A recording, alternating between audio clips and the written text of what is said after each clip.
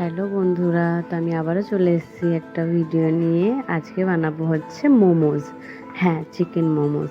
তো অনেক দিন ধরে বলছিলাম আমার বরকে যে এনে দিতে, তবে দোকানে না 6 পিসে 70 টাকা না 80 টাকা। তো আমি বারণ করলাম যে থাক, দরকার নেই, ওইটুকু খেয়ে মনও ভরবে না, আর ওই 6 পিসে 80 টাকা দেওয়ার থেকে বাড়িতেই নিয়ে এসো, আমি বানিয়ে নেবো, তাহলে ভালো মতন সবার খাওয়া হবে।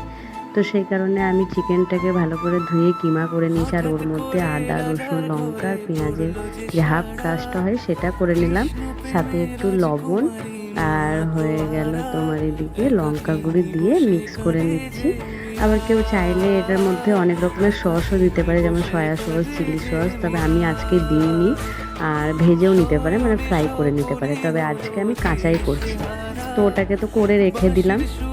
এদিকে আমি চুলাটার মধ্যে বসিয়ে দিলাম হচ্ছে স্ট্যান্ডটা। হ্যাঁ, আমার কাছে মোমো স্ট্যান্ড নেই, আমি ইডলির যে স্ট্যান্ডটা আছে ওটা দিয়ে করছি। তো ওই যে যে থালাগুলো আছে ওই থালাগুলোর মধ্যে আমি একটু তেল লাগিয়ে দিচ্ছি, যাতে তাড়াতাড়ি আর কি উঠে যায়।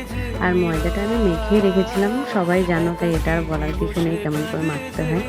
আর আমি চাকতিটার মধ্যে একটু তেল দিয়ে আর বেলনাটার মধ্যে তেল দিয়ে দিলাম, যাতে গায়ে গায়ে লেগে না যায়। অনেকে আটা ময়দা দিয়েও বেলতে পারে, তবে আমি এইভাবে বেললাম যাতে তাড়াতাড়ি উঠে যায়।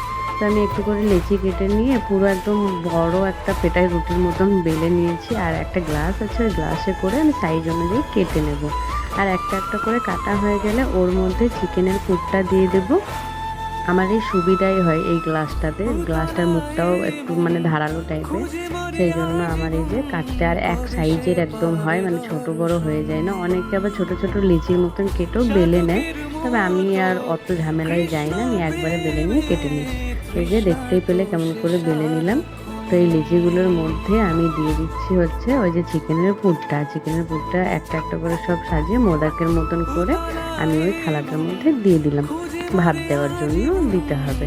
আর হলো যে আমি মোদকের মতো শেপ দিচ্ছি, আমি 3-4 রকমের শেপ দেবো, তবে যে যেরকম পারে সে সেমন দেবে। তো আমি দিয়ে দিয়েছি ওর মধ্যে, তো ঢাকনাটা দিয়ে আমি ভাপে বসিয়ে দিচ্ছি। আর আর একটা ডিজাইন এই যে বানানো হয়ে গেছে, তো আমি মোদক শেপটা এখন বের করে নেব আর এইটা দিয়ে দেবো। আর আমার হাজব্যান্ড যখন আসবে তখন আর কি বের করে করে মানে গরম গরম খাওয়া হবে। তবে মেয়ে এখন খেতে চাইলে মেয়েকে করে দেবো, কারণ মেয়ের আর আমার একটা ফেভারিট ডিশ বলতে পারো। মানে এই মোমোটা এতটাই পছন্দ আমার আর আমার মেয়ের যে বলার শেষ নেই, মানে কি বলবো, ভাত রুটি চাই না এরকম একটা ব্যাপার। তো যাই হোক, এখনই আমার বলতে বলতে আবার খেতে ইচ্ছে করছে। তো যাই হোক, এই যে আমি নামিয়ে নিয়েছিলাম মোমোটা, দেখতেই পাচ্ছ প্রথমে যেটা দিয়েছি। তো দেখতে তো বেশ সুন্দর লাগছে।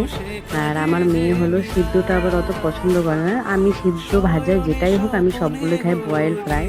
তো যাই হোক, মেয়ের জন্য আবার একটু ফ্রাই করে নিচ্ছি। আর যখন তোমাদের দাদাভাই আসবে তখন আমি হলাম গিয়ে আবার গরম গরম ওদেরকে মানে ওকে ভেজে দেবো। ততক্ষণ এই স্টিম করে রেখে দেবো, যাতে ঠান্ডা না হয়ে যায়, তো গরমই থাকবে।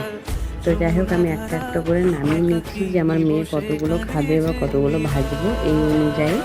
তো দেখে বেশ কেমন লাগছে তোমরা কমেন্ট করে জানিও। আর আমার ভিডিও যদি তোমাদের একটুও ভালো লেগে থাকে তো লাইক কমেন্ট সাবস্ক্রাইব করো। আর যারা নতুন তারা আমার চ্যানেলটাকে প্লিজ সাবস্ক্রাইব করে দিও, আর পাশে থাকা বেল আইকনটা দাবিয়ে রেখো, যাতে আমার যত ভিডিও আছে সব নোটিফিকেশন তোমাদের কাছে আগে পৌঁছাবে। তো এই যে আমি ভেজে নিয়েছি, তো মেয়ে আর আমি খেয়ে নিচ্ছি। তো ভিডিওটা কেমন লাগলো জানিও, দেখা হবে পরের